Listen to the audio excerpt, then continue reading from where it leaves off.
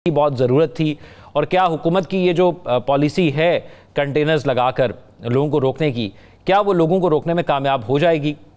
और उसके साथ साथ क्योंकि हम जिक्र कर भी चुके हैं कि बेलारूस के सदर आ रहे हैं, तो फिर कुछ वीडियोस हमने देखी कि इस्लामाबाद में जिन रूट से उन्होंने गुजरना है वहाँ पर कंटेनर्स के ऊपर सब्ज़ रंग का कपड़ा भी लगाया जा रहा है ताकि ये तासुर ना जाए कि कंटेनर्स लगे हुए हैं शहर के अंदर। एक मीम मैंने देखी, राव खालिद साहब मैं आपकी तरफ आता हूँ, मीम मैं शेयर करता हूँ कि मैंने देखा कि किसी ने सोशल मीडिया पर लगाया हुआ था, उसने कहा था कि फैसलाबाद से लाहौर की कन्फर्म डंकी 30,000 रुपये में। ये सूरत हाल है कि एक शहर से दूसरे शहर के अंदर भी मूव नहीं कर पा रहे। तो आपको लगता है कि ये इंतजाम जो है वो काफ़ी होंगे इस एहतजाज को रोकने के लिए? जी बिल्कुल, इस मुल्क को डुबोने के लिए भी काफ़ी होंगे, इस मुल्क की मईशत को डुबोने के लिए काफ़ी होंगे। इस मुल्क की कोई नौजवान नस्ल अगर कोई नॉर्मल है, उसको अब नॉर्मल करने के लिए भी बहुत लाजिम होंगे। मेरे जैसा बंदा इस उम्र में फ्रस्ट्रेट हो गया है तो नौजवानों का क्या हाल होगा। बेसब्री वैसे ही हमारी कौम में बहुत ज़्यादा है।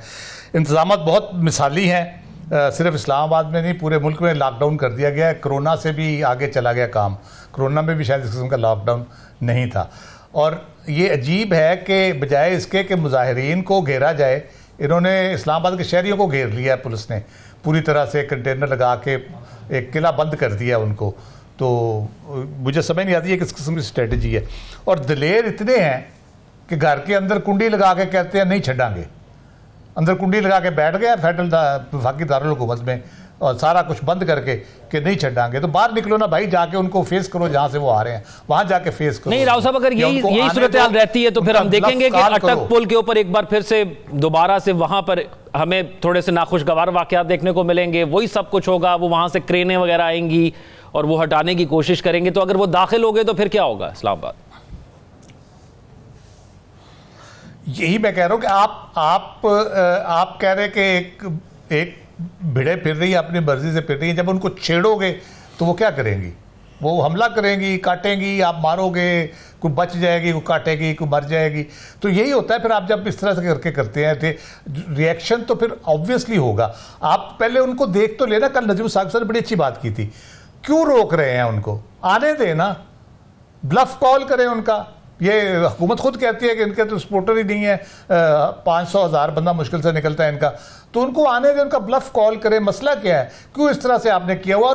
और इतनी तकलीफ दे सूरत हाल है। जो स्टूडेंट्स की बात की साकिब ने, उनको कहा हॉस्टल्स खाली कर दे। प्राइवेट हॉस्टल्स में स्टूडेंट्स रहे, सरकारी हॉस्टल इतने नहीं होते। बहुत से मैंने देखा है, मेरे बच्चों के भी जानने वाले हैं, मेरे एक अजीज़ पढ़ रहा है उसके साथ के हॉस्टल्स में, उनको हॉस्टल से निकाल दिया है। होटल और गेस्ट हाउस सारे बंद हैं, ट्रांसपोर्ट सारी बंद है, वो कहीं नहीं जा सकते। क्या करें? वो सड़क पे बैठेंगे, रजाइयाँ लेके सड़क पे लेटे हों, या पता नहीं रजाइयाँ भी उनको कमरे से उठाने दी हैं कि नहीं उठाने दी। तो कोई रीजनेबल तरीके से तो काम करे ना। कम से कम आपने अगर करना ही है, आप उन इतनी आपने फोर्स इकट्ठी की हुई है, 2-2 सिपाही बाहर लगा दें उन हॉस्टलों के कि जी बाहर ही निकलना, अंदर रहना है आपने, इधर ही खाओ पियो बैठ के आराम से 2 दिन के लिए। वो वहाँ पर उनको डिप्लॉय कर दे।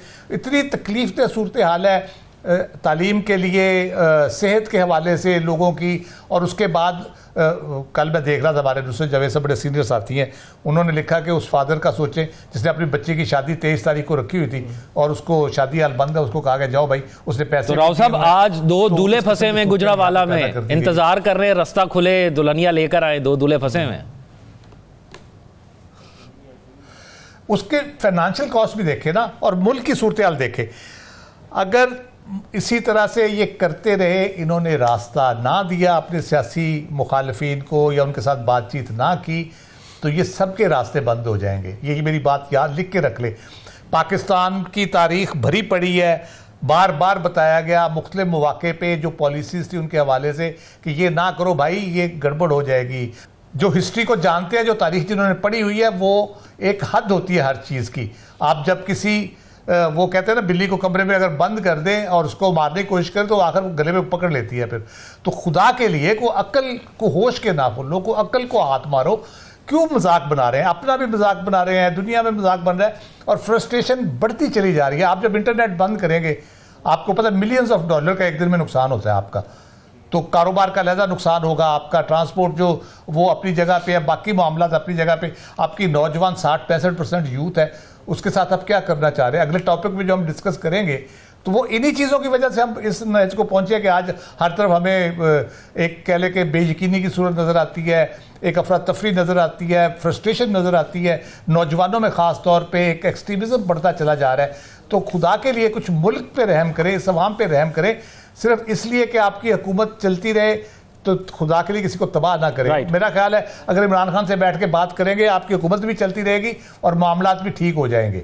सब आपको क्या लगता है कल एहतजाज हो जाएगा? और ये भी बताइएगा जो हिकमत अमली पाकिस्तान तहरीक इंसाफ की नज़र आ रही है कि अभी तक वो एक ग्रुप मुज़ाकरात में भी मसरूफ़ है, लेकिन हुकूमत इस मूड में नहीं नज़र आती कि उनके मुतालबात मान लिए जाएँ, ख़ासतौर पर इमरान खान की रिहाई वाला। और फिर आपको लगता है कि फेस सेविंग मिल जाएगी? पाकिस्तान तहरीक इंसाफ कहीं ना कहीं फेस सेविंग ढूंढ भी रही है। देखिए ज़ौक़, एक बुनियादी बात जो है समझने वाली इसमें वो ये है कि अपोजिशन जो है उसके पास खोने को कुछ नहीं होता। ठीक है, उनके साथ पहले बहुत कुछ हो चुका है, मज़ीद क्या करेंगे? मार देंगे, लटका देंगे, जो धमकियाँ भी दी जाती हैं सफ़ाई हस्ती से मिटा देंगे। तो ये कभी हुआ नहीं। हमने पाकिस्तान की तारीख में भी देखा, दुनिया की तारीख में भी देखा है कि जब आवाम एक साइड पे होती है, आवाम कहीं खड़ी होती है, तो अब वक्ती तौर पे तो शायद कुछ कामयाबी हासिल कर ले, at the end of the day वो आवाम की बात सुननी पड़ती है या आवाम खुद अपनी बात सुनवा लेती है। तो ये टामक टोइयाँ मारे जितनी मर्जी करें तो उससे कोई फ़र्क नहीं पड़ने लगा। यहाँ पे जमात इस्लामी का एहतजाज हुआ, जमीयत उलमा इस्लाम फजलुर रहमान ग्रुप का एहतजाज हुआ, क्या कंटेनर लगे, क्या रोका गया, घरों में छापे मार के गिरफ्तारियाँ की गई। ये पीटीआई की दफा ये क्यों शुरू हो जाता है? तो राव साहब जो कानून आ गया कि आप एक मखसूस जगह पर चले जाएं, वहां पे जलसा करें, जलसा करके आप चले जाएं, आप उस कानून को भी तो फॉलो नहीं किया जाता फिर? जी, उस कानून के बाद भी, उससे पहले भी जगह का भी कहा गया, फिर जगह नहीं दी गई। ये बार बार हुआ है, एक दफ़ा थोड़ी हुआ है, ये 1000 दफ़ा हो चुका है। संगजानी पे उन्होंने कहा, उन्होंने किया, संगजानी पे करके चले गए। बाकी तो उनको कमिटमेंट करते हैं। जब पेंडिंग कराया गया था सुबह 7 बजे दरवाजे खुलवा के कि फ़लाँ दिन आप जलसा कर लीजिएगा, तो वो करने दिया गया था। उसके बाद फिर तारीख चेंज हुई, फिर जाके संगजानी पे जाके हुआ है कि एहतजाज। तो सिर्फ पीटीआई के साथ ये क्यों होता है कि जब उनका जलसा जुलूस कोई भी बात होती है, इस्लामाबाद में आपका ख्याल है उस कानून के बाद कोई मुजाहरा नहीं हुआ, कोई एहतजाज नहीं हुआ, कोई जलसा नहीं हुआ, सब कुछ चल रहा है नॉर्मल। सिर्फ पीटीआई के जब कॉल आती है एकदम से कोई पता नहीं क्या मसला पैदा होता है कि कंटेनरों की भरमार हो जाती है, इधर गन्ने मंगवा लो, फलानी आंसू गैस मंगवा लो, पुलिस मंगवा लो, रेंजर्स मंगवा लो, एफसी मंगवा लो, हर जगह पे कर दो, नाके लगा दो। मेरा इलाका कुछ 17 किलोमीटर दूर है यहाँ से, वहाँ कभी पुलिस का नाका नहीं होता था, आज वहाँ पे भी लगा हुआ था। आते हुए उन्होंने कहा जी किधर जा रहे हैं? मैं कहा जी ऑफिस जा रहा हूँ। तो उन्होंने मेहरबानी की आने दिया मुझे। तो ये पीटीआई की तरफ क्यों होता है? क्या मसला है? यानी हुकूमत को पीटीआई से क्या मसला है? हुकूमत ने अभी 11 रुकनी कमेटी बनाई पीपल्स पार्टी से मुज़ाकरात के लिए, तो पीटीआई के साथ क्यों नहीं कर सकते मुज़ाकरात? अब तो पीटीआई खुद भी राजी है, मुज़ाकरात भी करना चाहती है, कह भी रही है। पीटीआई वाले इनसे मुज़ाकरात कॉल से आपने गौहर खान साहब को कर ली जी, करना चाहते, क्यों नहीं करना चाहते? वो कहते हैं नॉमिनेट करें बंदे, बात तो करें, बात क्यों नहीं करना चाहते? अभी गौहर खान से की है ना बात, फ़ोन करके अय्याज सादिक के घर गए हैं ना पीटीआई वाले बात करने के लिए, तो क्यों नहीं करना चाहते? ये तो बहाना है कि नहीं करना चाहते, नहीं करना चाहते। बात यह है कि क्या हुकूमत बात कर सकती है? उसके पास ये इख्तियार है, क्या वो कर सकती है बात? ये बुनियादी क्वेश्चन है जो हुकूमत बताना नहीं चाहती कि उसके पास क्या इख्तियार है, क्या वो बात कर सकती है और क्या हो सकता है इसके लिए। बात यह मसला पाकिस्तान का है, मसला पीटीआई का, इमरान खान का या हुकूमत का या किसी का नहीं है, मसला पाकिस्तान का। आप इस तरह से करके, वो उन्होंने तो कॉल दे देनी है, उनका क्या है जाता है, बैक अपोजिशन के पास लूज करने के लिए क्या है?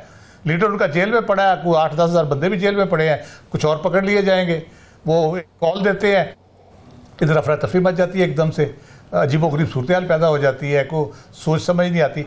बात यह है कि आप या तो मुल्क दिन दुगनी रात चौगनी तरक्की कर रहा हो तो आप कहें जी रुकावट पैदा हो रही है उसमें, सारा मुल्क के हालात संभाले नहीं जा रहे आपसे, सूरत हाल आपसे ठीक नहीं हो रही, जो आपके इख्तियार में वो आप कर नहीं पा रहे, तो एक नया पंगा उधर से ले लेते हैं आप उनके साथ, वो उनको आप छोड़ने को तैयार नहीं है, उनको कहते हैं जी तुम्हारी गर्दन पे चढ़ के बैठे रहेंगे। तो जब तक उनको स्पेस नहीं देंगे ये मामला ठीक नहीं होंगे। मुल्क के लिए बुरा है, हुकूमत के लिए बुरा है, अवाम के लिए बुरा है। अवाम की तो बात खैर सुनी नहीं जा रही, अवाम बेचारी क्या करेगी? मुज़ाकरात करने से उनके लिए, पीटीआई के लिए बहुत से चीज़ें हैं जो गवर्नमेंट सीबीएम्स के तौर पे कर सकती है।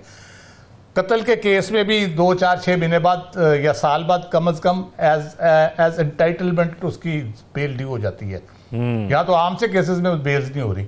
कम अज कम गवर्नमेंट अदालत को जाके कह तो सकती है कि जी ये बंदा रिक्वायर्ड नहीं है हमें, ठीक है, बजाय इसके कि एक बंदे को रिहा करते हैं और दूसरे केस में फिर अंदर डाल देते हैं, फिर रिहा करते हैं, फिर अंदर डाल देते हैं। तो क्या करें? मैं बार बार कहता हूँ कि मारते हैं और कहते हैं रो भी ना, तो रोना तो उन्होंने है, एहतजाज उन्होंने करना है, कॉल भी उन्होंने देनी है। उनकी कामयाब होती है नहीं होती उससे फ़र्क कोई नहीं पड़ता, क्योंकि उनको आप निकलने ही नहीं देते, आप खुद ही उसको पैनिक बचा के खुद ही साबित कर देते हैं कि पता नहीं क्या मसला हो जाएगा। कंपैरिजन जैसे मैंने दिया, बाकी पार्टीज भी आप पैनिक में नहीं आते, इन पे पैनिक में आते हैं। लोग यही समझते हैं कि इन पे जो पैनिक में आ रहे हैं इसका मतलब ये है कि बहुत बड़ी तादाद में लोग निकल आएंगे, इसलिए डरते हैं। लाहौर बंद कर दिया, इस्लामाबाद में एहतजाज है, लाहौर की गलियां बंद करनी शुरू कर दी हैं, मुल्तान बंद कर दिया, कराची तक पाबंदी लगा दी, सारी मोटरवेज बंद कर दी हैं। तो क्या इससे क्या हासिल करना चाहते हैं अगले दूसरी यही 2-3 दिन में पहुंचेंगे, ये कल नहीं पहुंच रहे। उन्होंने कहा जी हमें 2-3 दिन लगेंगे पहुंचने में, क्योंकि इसमें रुकावटें भी हैं और मसाइल भी हैं, तो हम आहिस्ता आहिस्ता करके फिर पहुंचेंगे। तो इसका मतलब अगले 3-4 दिन तो फिर अल्लाह ही हाफिज़ है। हर चीज़ बंद है, अभी इंटरनेट भी सुना है बंद किया जा रहा है, फ़ोन शायद नहीं बंद हो रहे लेकिन इंटरनेट बंद किया जा रहा है। तो उसके बाद आप देख लें क्या सूरत हाल होगी पाकिस्तान की।